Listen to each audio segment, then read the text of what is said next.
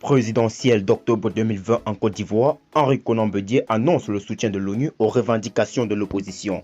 Pour plus de détails, après le générique. Avant de commencer, abonnez-vous à la chaîne et activez la cloche de notification car cela va vous permettre de ne plus manquer les prochaines vidéos. Let's go!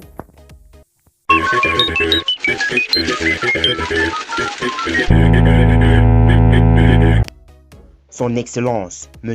Mohamed Chambas, représentant spécial des Nations Unies pour l'Afrique de l'Ouest, a été reçu hier par le président Aimé Henri Konan Bédié pour parler de la situation sociopolitique en Côte d'Ivoire.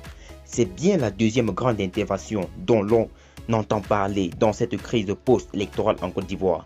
La semaine dernière, il y a exactement 4 jours de cela que le Conseil européen, par sa représentation en Côte d'Ivoire, est intervenu dans la crise post-électorale en Côte d'Ivoire qui a déjà fait des morts. Un communiqué publié sur leur site et signé par le porte-parole principal pour les affaires étrangères, M. Peter Stano, est très clair. Ce communiqué exige une élection inclusive et transparente. Hier, le mardi 22 septembre 2020, le président Henri Konan Bédié annonce une autre grande intervention dans cette affaire. Il s'agit de celle des Nations Unies par le canal de leur représentant chargé de l'Afrique de l'Ouest.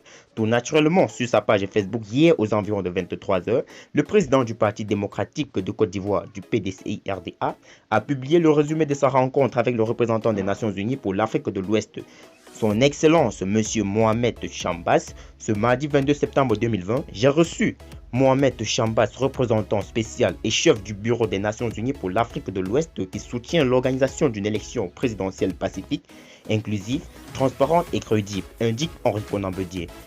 Clairement, compte tenu de cette publication d'Henri Konan Bédié, on peut dire sans se tromper que les Nations Unies ont presque la même appréciation que le Conseil européen qui lui aussi demande une élection inclusive et transparente.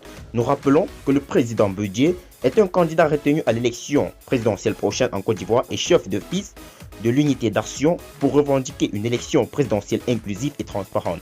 Car pour lui et pour d'autres adversaires du chef d'État sortant, M. Alassane Dramane Ouattara, cette élection présidentielle est truquée d'avance. Elle est exclusive à cause du rejet de la candidature du président Laurent Gbagbo et de l'ex-président de l'Assemblée nationale Guillaume Soro, puis bien d'autres opposants.